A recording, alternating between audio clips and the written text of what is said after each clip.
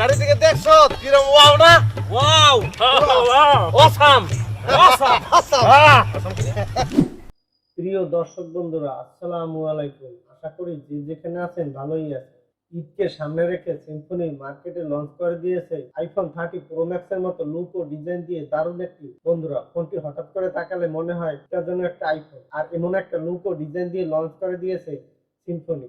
আর প্রাইসটা হাতের নাগালে থাকার কারণে সিম্ফনি লাভাররা অনেকেই এই ফোনটি নিয়ে থাকবেন। আর আজকের ভিডিওতে আমরা আলোচনা করব সিম্ফনি Z42 এন্ড এই ফোনটিতে থাকতে যাচ্ছে কি কি স্পেসিফিকেশন, তা নিয়ে আজকের ভিডিওতে বিস্তারিত আলোচনা করব। বন্ধুরা, অনেকদিন অপেক্ষার পর সিম্ফনি বাংলাদেশ মার্কেটে আবারও লঞ্চ করে দিয়েছে দারুণ একটি স্মার্ট। তো চলুন তাহলে আজকের ভিডিওটি শুরু করা যাক।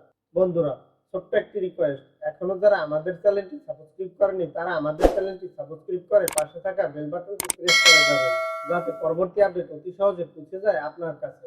বন্ধুরা, দেখতে পাচ্ছেন আইফোনের মতো লুক ও ডিজাইন দিয়ে লঞ্চ করে দিয়েছে সিম্ফনি Z42। ফোনটি দূর থেকে দেখলে মনে হয় যেন হুবহু একটি আইফোন। যারা নরমাল বাজেটের মধ্যে একটি ফোন কিনতে চান তারা আইফোনের ফিল নিতে চাইলে এই ফোনটি নিতে পারেন। ফোনটির বডি ফ্রেম হবে প্লাস্টিকের বডি ফ্রেম এবং ব্যাক সাইডে ব্যবহার করা হয়েছে পলিকার্বনেটের বডি। তবে ফোনটি পাওয়া যাবে দুর্দান্ত মানের দুইটি কালার ভেরিয়েন্টে। ফিনিশিং এবং লুকের দিক থেকে ফোনটি অনেকটাই চমৎকার দেখাচ্ছে। বন্ধুরা, লুক ও ডিজাইনের দিক থেকে নরমাল বাজেটের ফোন হিসেবে এই ফোনটি আমার কাছে চয়েজেবল হয়েছে।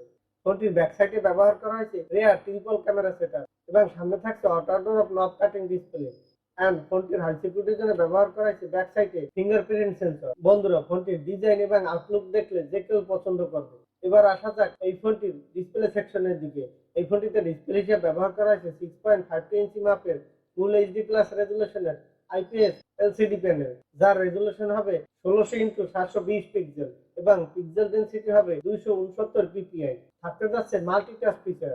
এবার আসা যাক এই ফোনটির ক্যামেরা সেকশনের দিকে। এই ফোনটির ব্যাক সাইডে ব্যবহার করা হয়েছে ট্রিপল ক্যামেরা সেটআপ। এর প্রথমে থাকছে 13 মেগাপিক্সেলের একটি মেইন প্রাইমারি শুটার। এরপর রয়েছে 0.8 মেগাপিক্সেলের ম্যাক্রো ও 0.8 মেগাপিক্সেলের ডেপথ সেন্সর।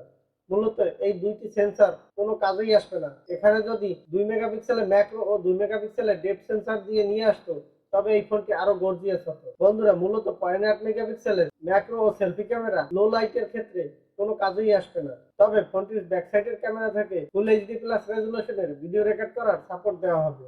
তবে মোটামুটি ভালোই ফটোগ্রাফি করতে পারবে। এছাড়াও ফোনটির সেলফি ক্যামেরা হিসেবে ব্যবহার করা হয়েছে 8 মেগাপিক্সেলের একটি সেলফি ক্যামেরা, যে সেলফি ক্যামেরা থেকে আপনি মোটামুটি ভালোই ফটোগ্রাফি করতে পারবেন।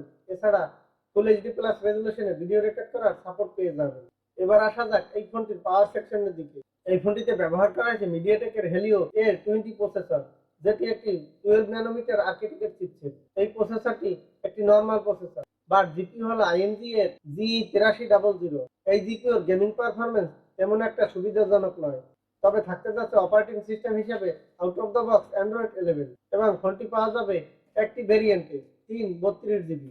বাট এখানে আপনি বড় বড় হাই সেটিংসের গেম ও সফটওয়্যার নরমাল গ্রাফিক্সে প্লে করতে পারবেন, কিন্তু কিছু সময় খেলার পরে এই ফোনটি গেমিং এর ক্ষেত্রে ল্যাকিং ইস্যু এবং হিটিং ইস্যু দেখা দিবে। কিন্তু নরমাল ইউজারদের জন্য এই ফোনটি একটি চমৎকার ফোন হতে পারে। ফোনটিতে থাকতে যাচ্ছে ডুয়েল সিম কার্ড স্লট এবং পাশে থাকছে এসডি কার্ড ডেডিকেটেড স্লট। এখানে আপনি 256 জিবি পর্যন্ত স্টোরেজ ইচ্ছা মতো বাড়িয়ে নিতে পারবেন। উইথ ফোনটির নিচের দিকে থাকতে যাচ্ছে 3.5 মিলিমিটারের জ্যাক পোর্ট এন্ড থাকবে 3.5 মিলিমিটারের অডিও জ্যাক।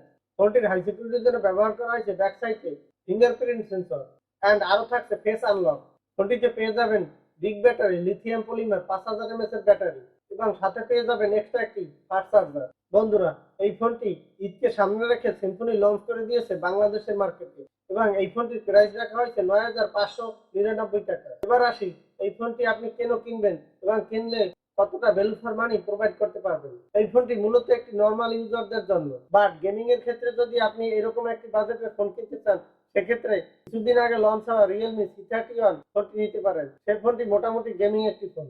বাট আপনি যদি আইফোন 30 প্রো ম্যাক্স এর লুক ও ডিজাইনের একটি ফোন নিতে চান তবে এই ফোনটি আপনি নিতে পারেন। বন্ধুরা, এই ছিল আজকের ভিডিও।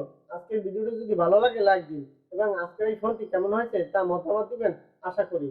বন্ধুরা, ভালো থাকেন, সুস্থ থাকেন, এই কামনাই করি। আজকের মতো এখানেই শেষ করছি। বন্ধুরা, যাবার আগে একটি কথা না বললেই নয়, আপনারা যারা এখনো আমাদের চ্যানেলটি সাবস্ক্রাইব করেননি তারা আমাদের চ্যানেলটি সাবস্ক্রাইব করে পাশে থাকা বেল বাটন প্রেস করে যাবার বিশেষ অনুরোধ রাখি। আজকের মতো আল্লাহ হাফেজ।